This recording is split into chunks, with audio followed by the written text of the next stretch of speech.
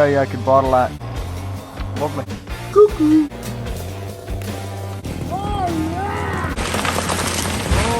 That's what I'm talking about. So, friends, you know when you see folks starting fires, and everybody's going to show you how to start a fire on YouTube, and people also show you when they noodle, when they can't split a piece of firewood, they call it noodling, making shavings for.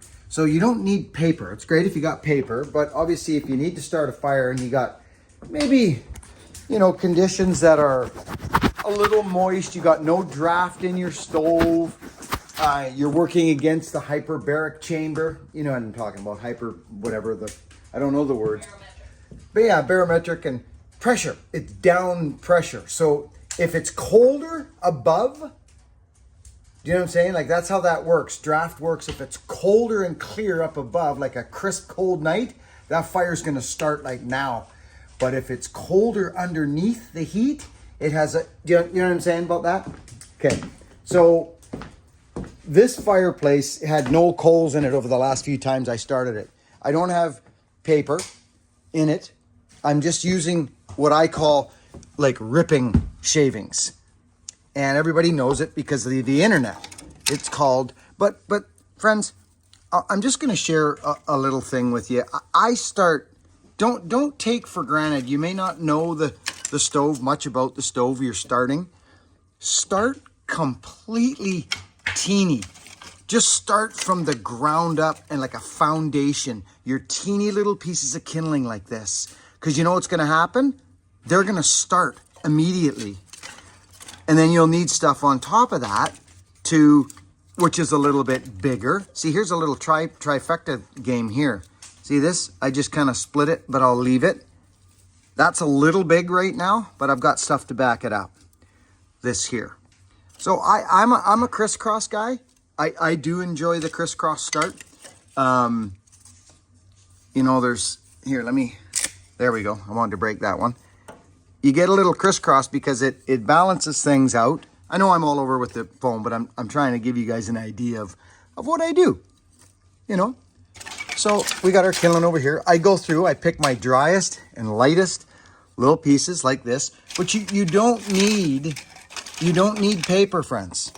You really don't. And I'll show you the winning ticket here in a second. And you don't have to use as much kindling as I am. I've got lots of cedar. So this is kind of what I do. I get something like this going, and that'll probably be good enough now.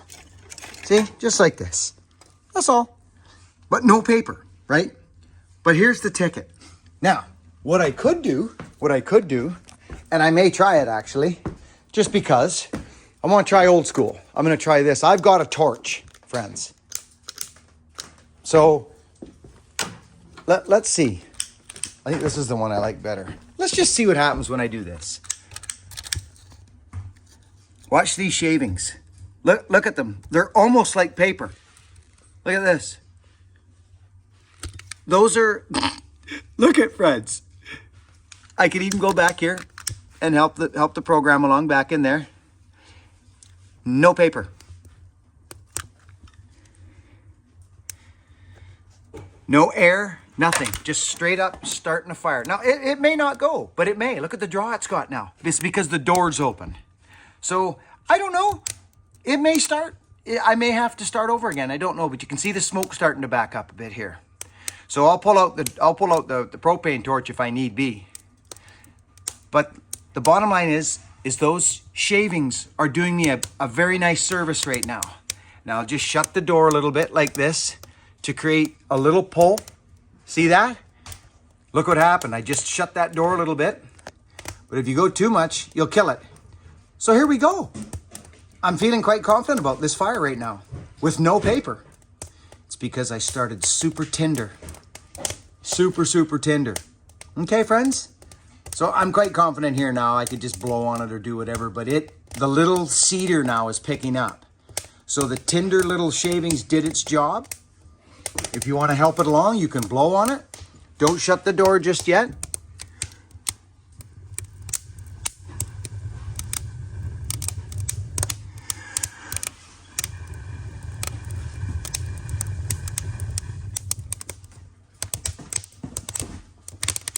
That's a fire, friends.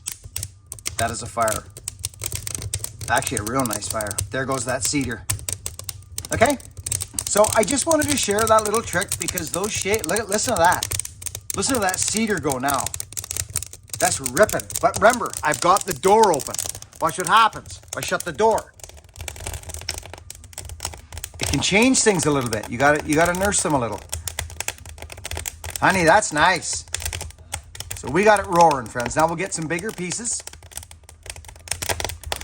And I happen to have a couple over here by this fire, because this fire is off and running now. So I always keep a couple like this around just to add on top and start slow. Because when a fire's cold and the flue is cold, you can sometimes get too excited and work against yourself.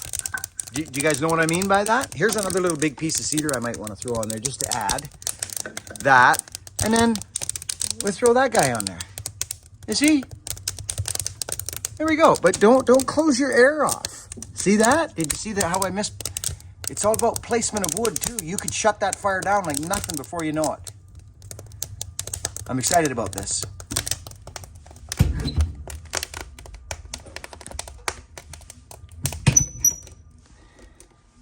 Now, I just shut the door completely. It's wide open and it's off to the races. I can walk away from that fire now in confidence that it will start and go with no paper. Just start. Now, friends, this is just if your stove struggles in the beginning. Don't give it any benefit of the doubt. Start small, real small, and work up. So the next step, what I like to do and not jump the gun, is this now. The fire's got a fairly, I wouldn't call that a core yet. There's too much air in there to call that a core. So you can drown a fire out real quick if you're not careful. See, you see that right there? How I just, see the smoke right there in that crack? Watch, this little move right there. See that? That's the move you want. I'm gonna get this thing ripping. And it's going to have no chance but to not light up and roar.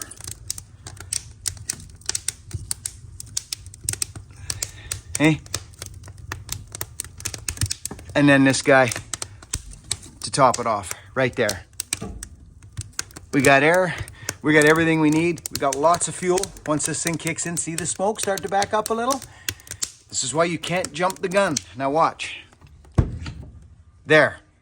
Now watch what happens. It's got a warm flue now. There's no stopping this thing. Start small, build up, like a foundation. It's actually kind of like life, friends. I look at things very simply. You work hard and you be honest and you be kind and you start real soon. Start when you're a young man and a woman or a child and just start that program. And the foundation and your name and your word and your work becomes like this huge, solid foundation with no cracks and no loose, goosey corners that it can start to cave and fall. It's the same process.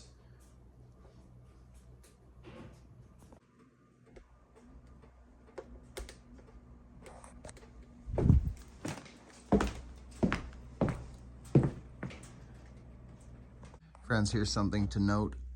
Okay, I'm trying to help folks with their stuff that I have experience with over the past 55 years, or just say 50, because I'm 55, and I've been feeding a wood stove my whole life and working with wood. So here's something to note as we speak right now. So that is a longer flue than this one. This one's short. It's literally, the wood stove is right there, like right there, and it's flazing, friends. Like, I think I just showed you this, but I'm going to show it to you again. They're both flazing, actually. But this will surprise you. Look at this. So look at this stove. Okay? It's ripping. Ripping. And so is that one down there. It's snorting. They're both wide open, full air going at them. Okay? Full air. Now, let me show you a little something here. Same wood. It's all from the same. So, you see that chimney right there? There's no smoke coming out of it. All the smoke's coming from that one there. But you wait a few minutes until this thing picks itself up a core that's unstoppable. Right now, it's not stoppable, but it's just not hot yet. It's just not hot yet, that's all. And when it's hot, you'll see this smoke go away coming out of the chimney. You'll see it go away. That's just been freshly started. There's not a big bed of coals in it. It was cleaned out. I put new stones in it. It's actually tidying itself up already. I'll come back in 5 minutes and you'll see a change in that. Look at that one, nothing. Just see little things to hopefully help you on your journey. My life is, 55. And my life has changed so much. It's so interesting. Hi. Hello. Hello. So, this is what you get when the high winter tides come in. You get that. See that? All that stuff. Yeah, that's what happens. And you also get this, which is so cool. This. The comrades drying their wings. Friends, this is kind of rare. Right this instant, look at the size of this freaking driftwood run. The high tides came in. So in the winter, you get high tides, friends, okay? And Dad's Beach is always full of you know, the high tide brings stuff in and then it stays until the next high tide comes in. It's usually winter. It goes with the moons, right? But here's Dad's little swim hole. You guys have seen this many times. But this stuff, all this stuff, was in a row out here earlier today. It was all in a row. And look at it now. It's coming splashing right into Dad's beach, Papa's beach.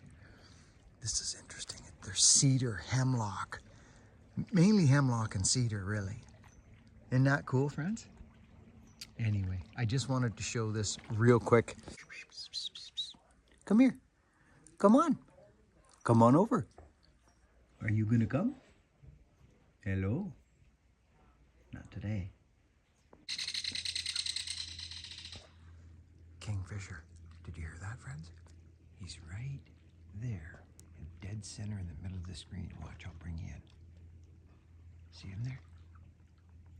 The kingfisher. Watch what he does. They're a special bird, boy. They make the most incredible.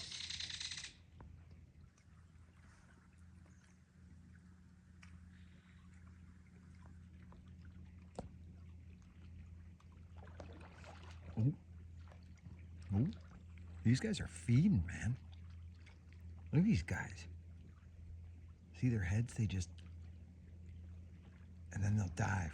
Watch.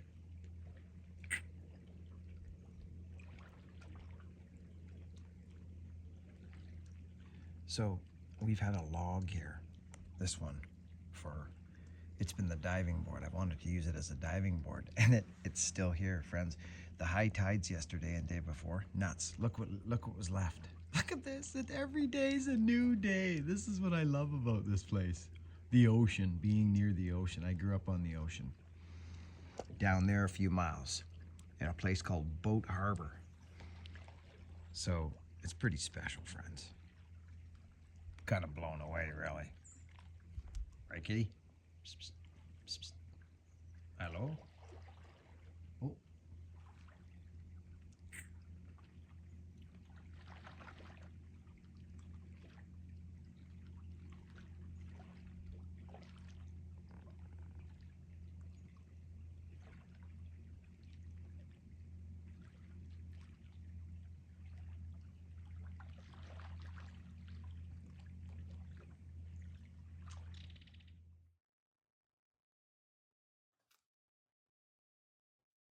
Friends, good morning.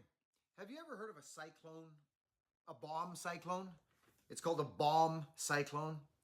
Well, I never have, but we got hit with one and it knocked our power out for 24 hours and blew trees over. Ken, my stepdad, called me. He's got one leaning over, busted up.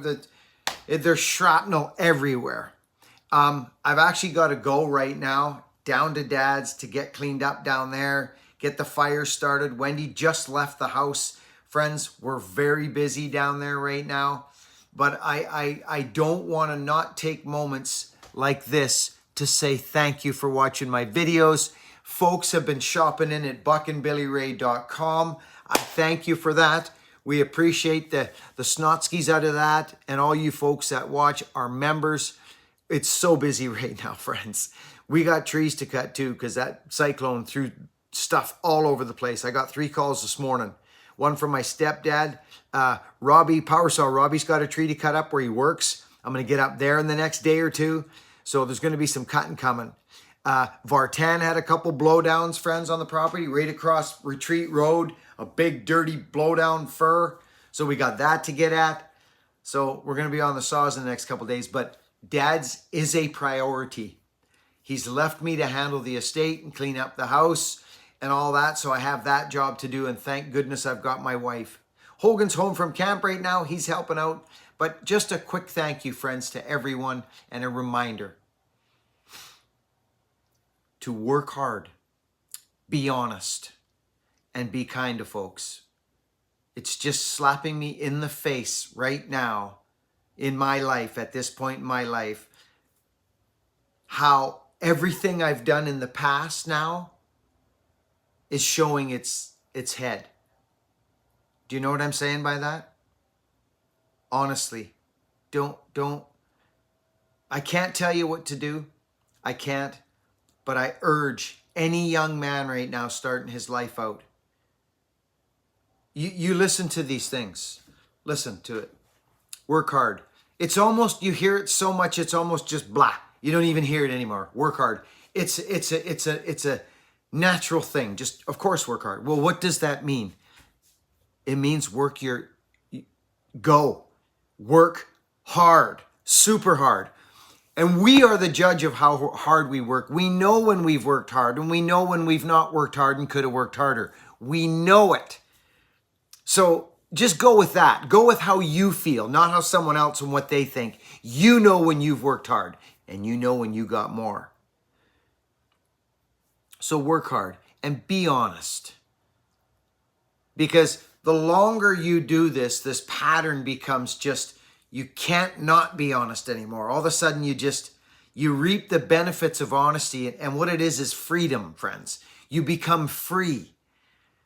So if you're looking for freedom in life, where you can walk down the street with your arms swinging in your chest back and shoulders back, looking everybody in the eye and feeling strong and solid in your boots, then don't lie. Just be honest in every aspect. So when you're working hard and being honest, this is creating a good momentum and a good pattern and good karma, good energy. And then be kind to folks. You got a pretty good chance of being free. Work hard, be honest, and be kind.